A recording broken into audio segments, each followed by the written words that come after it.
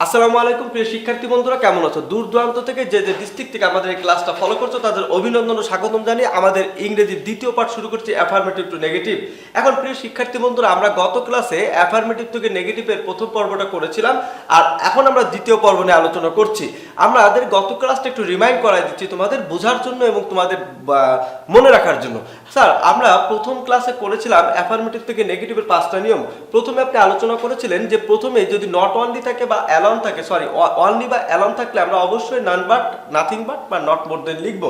এবং দ্বিতীয় 2 নম্বর আমরা শিখেছিলাম কোনো সেন্টেন্সে যদি শুরুতে এ, অল বা এভরি থাকে, দেয়ার ইজ নো, নাউনের পরে বাট লিখবো। নাম্বার 3 নম্বর আমরা শিখেছিলাম কোনো সেন্টেন্সে হ্যাভ টু, হ্যাজ টু এবং মাস্ট থাকলে অবশ্যই আমরা ক্যান নট বাট লিখবো। যদি ক্যান নট বাটের পরিবর্তে আমরা হেল্প লিখে ভার্বের সাথে আইএনজি দিব, এটা আমরা অনেকেই জানি, এই জন্য আমি এটা নিয়ে আলোচনা করিনি।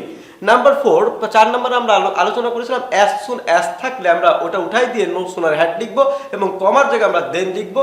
5 নম্বর আমরা আলোচনা করেছিলাম যে যদি অ্যাজ ডট ডট অ্যাজ থাকে, প্রথম অংশ অ্যাজে আমরা নট লেস লিখবো এবং শেষের অংশ অ্যাজে আমরা দেন লিখবো। আজকে আমরা 6 নম্বর নিয়ে আমরা আলোচনা করছি, খুব ইম্পর্টেন্ট। 6 নম্বর আমরা একটু ফলো করি মনোযোগ দিয়ে বোর্ডটা, তারপর আমরা ক্লাসটা করি। 6 থেকে 10 পর্যন্ত আমরা আলোচনা করবো। খেয়াল করো, 6 প্রথম আমরা একটা নোট লিখছি তোমাদের বোঝার সুবিধার্থে। দেখো প্রিয় শিক্ষার্থী বন্ধুরা, আমরা এখন যে নিয়মটা করবো সেটা অবশ্যই প্রত্যেকেরই কম বেশি জানা আছে, তারপর আরো ক্লিয়ার ধারণা পাওয়ার জন্য আমরা এই নোটটা করছি। দেখো আমরা প্রথমে নোট লিখছি, যদি আমরা নেগেটিভ করতে যাই তবে ভার্ব 1 থাকলে আমরা পারি আর না পারি, বুঝি আর না বুঝি আমরা ডন্ট লিখবো। কি লিখবো? ডন্ট লিখবো। দেখো ভার্ব 1 থাকলে আমরা ডন্ট লিখবো, আর V2 থাকলে ডিডন্ট লিখবো। ডিডন্ট লিখবো। আর যদি দেখি ভার্বের সাথে এস বা ইএস, ভার্বের সাথে এস বা ইএস থাকলে আমরা ডাজন্ট লিখবো। তো প্রিয় শিক্ষার্থী বন্ধুরা, এই নোটটা আমাদের খুবই ইম্পর্টেন্ট। এটা কিন্তু আমরা কম বেশি সবাই জানি, একটা সেন্টেন্সের সাবজেক্টের পরে যে ওয়ার্ডটা থাকে, যে শব্দটা থাকে, সেটা হচ্ছে ভার্ব। আর যদি ভার্ব 1 দিকে আমরা অবশ্যই ডট দিয়ে নেগেটিভ করব, 2 থাকলে ডিড নট এবং এস বা ইএস থাকলে ডাজ নট দিয়ে নেগেটিভ করব। প্রশ্ন, স্যার অনেক সময় ভার্ব 1 বা 2 বা এস বাই এস না থাকলে আমরা কি করতে পারি? অর্থাৎ তখন থাকতে পারে অক্সিলারি ভার্ব অথবা মডাল ভার্ব, তার সাথে আমরা নট যুক্ত করব। তবে আরেকটা জিনিস জানতেই হবে, সেটা না জানলেই নয়। যদি আমরা নেগেটিভ করে এগুলো এই নেগেটিভ করার পরে, মানে এগুলো don't, did not, does not লেখার পরে যে আমরা যে ওয়ার্ডটা অর্থাৎ অপোজিট ওয়ার্ড বসাতে হবে। খেয়াল করো, O double P O S I T, opposite word, W O R D, opposite word বসাতে হবে। অপোজিট ওয়ার্ড মানে বিপরীত শব্দ। খেয়াল করো, বিপরীত শব্দ। বিপরীত শব্দ বলতে আমরা কি বুঝি? আমরা আগে এটা বুঝে নিই, বিপরীত শব্দ বলতে আমরা কি বুঝি। আমরা দেখো সবাই কিন্তু জানি লাভ মানে ভালোবাসা, এর বিপরীত হচ্ছে হেট, অর্থ ঘৃণা করা। খুব মনোযোগ দেই। আচ্ছা, যে লাইক মানে কি? পছন্দ করা। আর ডিসলাইক অর্থ কি? অপছন্দ করা। তো দেখো, লাভ ভালোবাসা, হেট ঘৃণা করা, লাইক পছন্দ, ডিসলাইক হচ্ছে অপছন্দ। এখন আমরা এই দুইটা एग्जांपल দিলাম এই জন্য। আর যদি বিউটিফুল থাকে, তার বিউটিফুলের বিপরীত কি? আগলি মানে কুৎসিত। ফ্রেন্ডের বিপরীত কি? ফো। অর্থাৎ আমরা বিপরীত অর্থ বুঝাইলাম এবং তোমরা বইয়ের মাধ্যমে বিপরীত ওয়ার্ডগুলো অবশ্যই মনে রাখার চেষ্টা করবে বা মুখস্থ করে নিবে। তাহলে স্যার আমরা এখন एग्जांपलेর মাধ্যমে বোঝানোর চেষ্টা করছি। তবে এটা অবশ্যই একটা ইম্পর্টেন্ট নোট। ভার্ব 1 থাকলে ডু নট, 2 থাকলে did not, S by S থাকলে ডাজ নট লেখার পরে আমরা অবশ্যই বিপরীত ওয়ার্ডটা লিখবো। আমরা একটা एग्जांपल দিই তোমাদের বোঝার সুবিধার্থে। আমরা एग्जांपलটা এই পাশে দিচ্ছি, খেয়াল করো। एग्जांपल দেখো, আমি যদি এখানে লিখি আই লাভ মাই মাদার, এখানে আমরা নেগেটিভ করছি। আই লাভ মাই মাদার, আমি আমার মাকে ভালোবাসি, এটাকে নেগেটিভ করতে বলছি। অর্থাৎ এখানে যদি লাভটা যদি V1 আমরা পারি আর না পারি, আমরা এখানে তো ডন্ট লিখবো 100%। I D O A T, I don't. লাভের বিপরীত হচ্ছে হেট, H A T, hate my mother, আমার মাকে আমি ঘৃণা করি না, অর্থাৎ ভালোই বাসি। প্লিজ ফলো করো এখানে। তো এখানে স্যার আপনি কি প্রমাণ করছেন? ভার্ব 1 দিয়ে আই ডু নট, আর এখানে লাভের নেগেটিভ হচ্ছে হেট, ঘৃণা করা। অর্থাৎ I don't hate my mother, আমার মাকে আমি কখনোই ঘৃণা করি না। ঠিক আরেকটা एग्जांपल তোমাদের যদি আমি দেই তাও তোমরা পারবা। তারপর আমরা एग्जांपल দিয়ে বোঝাচ্ছি। খেয়াল করো, যে আমরা যদি এখানে লিখি they remember, R E M E M B E R D, they remembered this day. দেখো, তারা স্মরণ করেছিল এই দিনটি। খেয়াল করো, দ্য ডে, দিনটি, দিস দ্য ডে। খেয়াল করো, দ্য রিমেম্বারেড দ্য ডে, দিনটি। এখন দেখো আমরা এখানে নেগেটিভ করতে গেলে আমরা কি লিখবো? দের জায়গায় দে লিখছি। বি টু বি তে আমরা কি লিখবো? Didn't, they didn't. ডিডেন্ট। আর রিমেম্বার অর্থ কি? স্মরণ করা, অর্থাৎ ভুলে যাওয়া কিন্তু forget, FORGET, forget, that did not forget the day, forget the day. তো প্রিয় শিক্ষার্থী বন্ধুরা, আমরা একটু বোঝার চেষ্টা করি। এখানে রিমেম্বারের নেগেটিভ অর্থাৎ বিপরীত কি? ফরগেট। আচ্ছা, আর এখানে ডিড নট কেন? V2। তাহলে আমরা বুঝেছি ভার্ব 1 থাকলে ডু নট, 2 থাকলে ডিড নট, আর নেগেটিভ ওয়ার্ড আমরা অবশ্যই বিপরীত শব্দগুলো আমরা বসাতে হবে। এখন দেখো নাম্বার 6 আমাদের এখানে কমপ্লিট। এখন 7 আমরা আলোচনা করব, খুব ইম্পর্টেন্ট একটা আলোচনা। অর্থাৎ আমরা অনেক সময় দেখি কোন সেন্টেন্সের মধ্যে বোথ থাকে, যেমন বোথ কামাল এন্ড জামাল, অথবা বোথ এন্ড ডট ডট এন্ডও থাকতে পারে। যদি বোথ থাকে আমরা কিভাবে এটা নেগেটিভ করব, আমরা এটা নিয়ে আলোচনা করছি। নাম্বার 7 আমাদের থাকতে থাকতে ভালো লাগবে, এবং এই ক্লাসগুলো কেমন লাগছে অবশ্যই তোমরা কমেন্ট বক্সে কমেন্ট করে জানাবে। দেখো আমরা নাম্বার 7 নাম্বার নিয়ে আমরা আলোচনা করছি। দেখো আমরা অনেক সময় সেন্টেন্সের মধ্যে বোথ দেখতে পাই, খেয়াল করো, BOTH, বোথ। বোথ মানে কি? উভয়। আচ্ছা, বোথ ডট ডট এন্ড। এখন দেখো আমরা বোথের জায়গায় আমরা কি লিখবো? Not only, not only.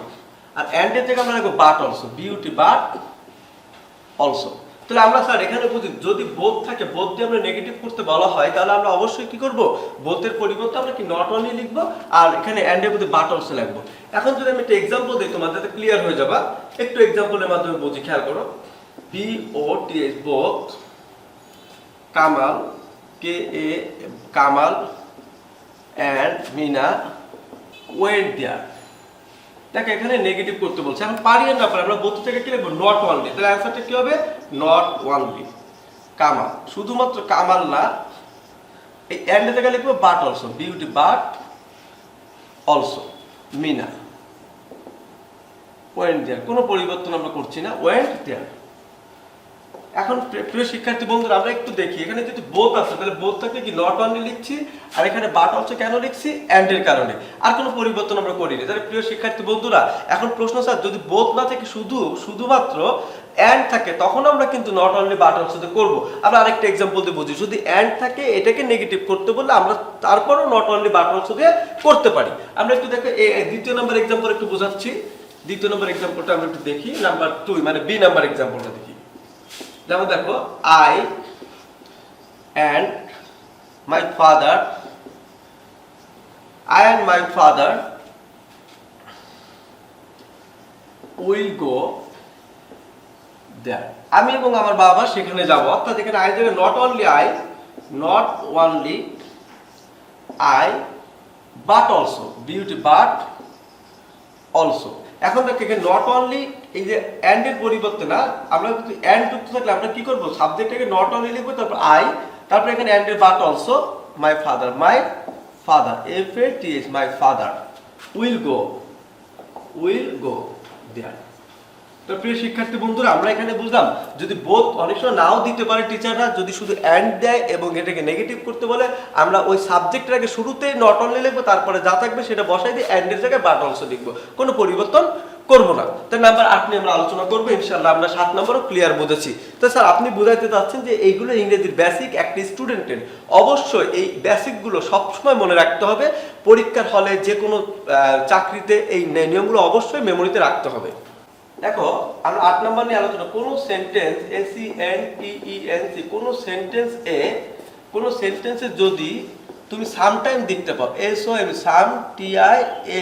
Sometimes, খুব মনোযোগ দাও, সামটাইমস অর্থাৎ মাঝে মাঝে। কোন সেন্টেন্সে সামটাইমস যদি এই কথাটা লেখা থাকে, তোমরা নেগেটিভ করবা কিভাবে, আমরা একটা আলোচনা, নট অলওয়েজ লিখবে। সামটাইমস থাকলে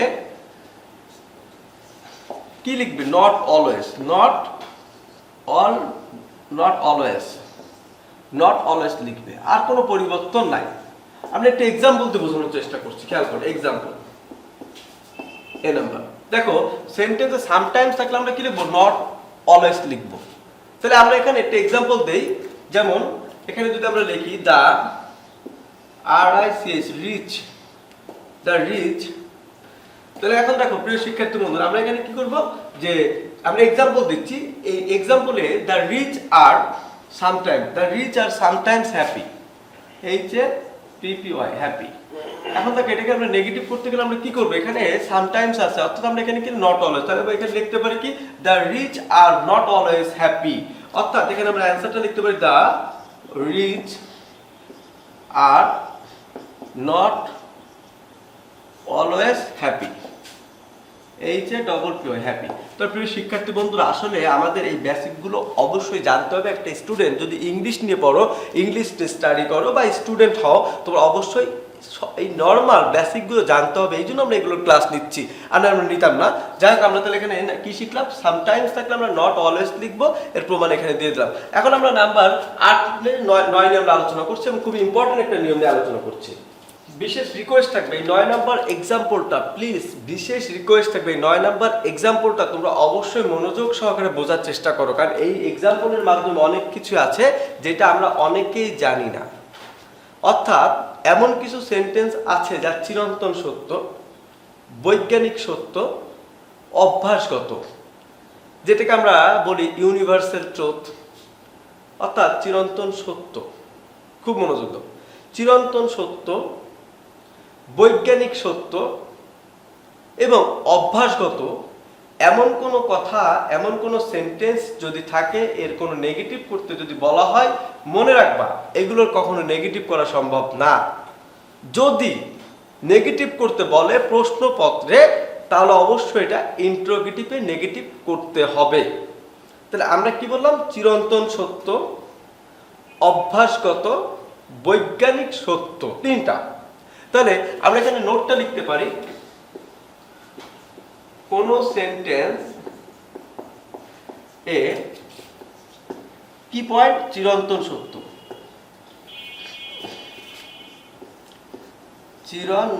চিরন্তন সত্য। তাই নাম্বার 1 চিরন্তন সত্য। 2 নম্বরে বৈজ্ঞানিক সত্য, বৈজ্ঞানিক সত্য। দেখো, বৈজ্ঞানিক সত্য। আর 3 নম্বরে অভ্যাসগত,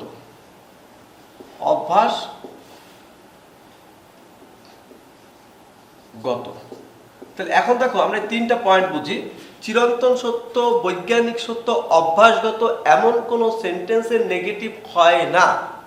যদি এর নেগেটিভ করতে বলা হয় পরীক্ষার প্রশ্নপত্রে, তাহলে আমরা অবশ্যই এটা ইন্টারোগেটিভে নেগেটিভ করতে হবে।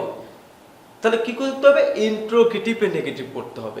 এইটা আমরা এত স্লো প্রসেসে বোঝানোর কারণ হচ্ছে, এটা অনেক সময় পরীক্ষা আসে, আমরা এক্সাম্পলের মাধ্যমে বোঝার চেষ্টা করি। খেয়াল করো, দেখো oxygen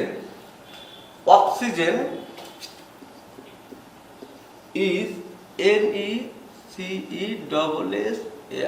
necessary to live, live। দেখো এটাকে নেগেটিভ করতে বলছে, প্লিজ একটু মনোযোগ দাও।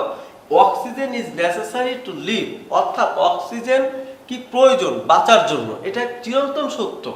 এই জন্য আমরা এটাকে নেগেটিভ করতে পারবো না। যদি নেগেটিভ করতে বলেছে, তাহলে আমরা এখানে ইন্টারোগেটিভ করবো। তাহলে ইজটাকে আমরা সামনে নিয়ে আসবো, ইজ নট মানে ইজেন্ট, তারপর অক্সিজেন হবে, ইজেন্ট অক্সিজেন, OXYGEN